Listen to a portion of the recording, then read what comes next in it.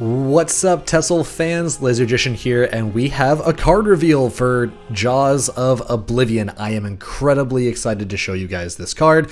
Big thanks to the crew for letting me show this one to all of you. We're just going to get right into it, not going to beat around the bush. For this reveal, we have Brotherhood Vampire. It is an epic rarity 2-drop, Breton and Vampire for 1 power and 2 toughness, with the ability Summon, +1/+1 for each creature that died this turn. I think this card's really interesting. I can see it working pretty well in a couple different places.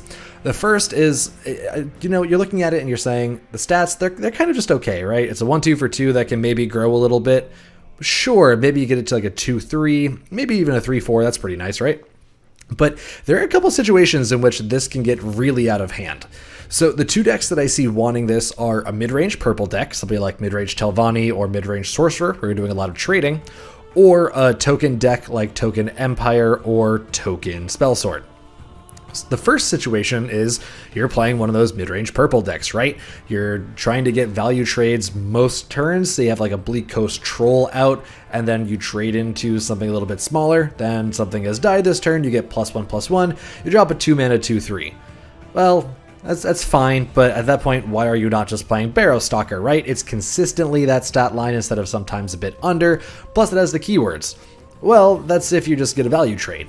Let's say you get a nice way to trade up into something. They have a Hive Defender, and you trick a trade with one of your Steel Daggers off of one of your lower creatures, and you say, well, now 2 things have died. It becomes a 3/4 for 2.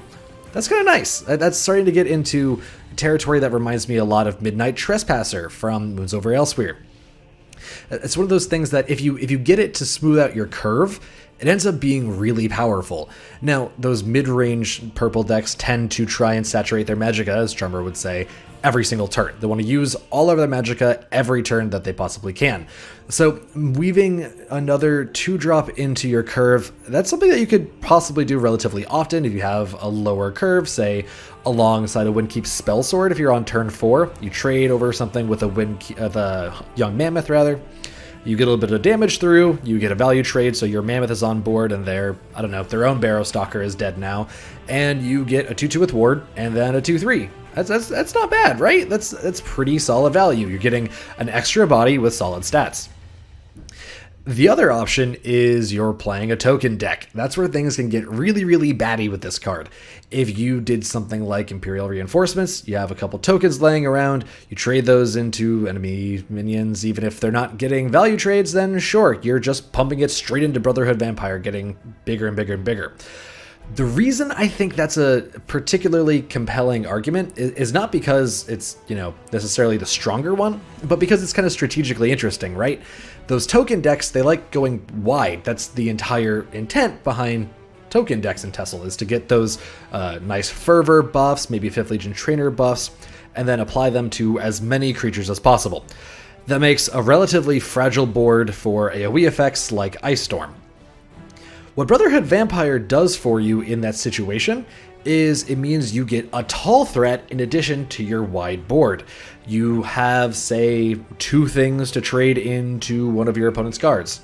Cool, that's 3 +1/+1s, so you're at a 4/5 for 2, which is pretty easily achievable for something like a Spellsword deck, if you manage to get a lot of your early token generation running. And if you have maybe 1 or 2 tokens left over after that, which again is doable if you're on turn 5+, then you have a nice wide board of tokens that you've spent all of this time curating and developing, but now you have this big, tall Brotherhood Vampire behind it, which is really, really interesting.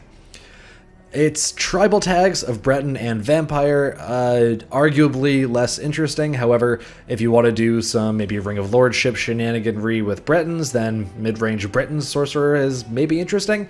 It's something I tried when I was very new to the game, and honestly, it's not bad for, lower ranks. Vampire tribal, not a thing. If you want to try it, be my guest. I will applaud you, but it's not a thing. And then lastly, it is at epic rarity, so in Arena, I think this card is really, really good if you have a deck that can support it, but it's not really just blind draftable, right? You have to have a creature-heavy deck, and not just that, you have to have a creature-heavy deck that wants to be trading a lot. You're not an aggro deck, right? You're one that wants to be doing a lot of fighting for board presence. The good thing is that's something that happens a lot in Arena, so you're more likely than not to have that happen. So I think it's probably a solid pick in Arena, but I don't think it's just a snap pick like, yep, give me it every time. It's probably really solid. It's probably going to be the pick more often than not, but there are definitely potential times when you're not going to be taking this as well. So that is my reveal for Jaws of Oblivion. Let me know what you think in the comments. I think this card is definitely good enough to see play. I don't necessarily know if it'll be a staple, but I don't expect it to be completely unplayed either. I think it's going to be something that you should look out for in your pack openings, and definitely give it a shot. It's absolutely worth at least running a little bit. So if you liked it, let me know. If you didn't, well, I guess let me know that too. Thanks, everyone.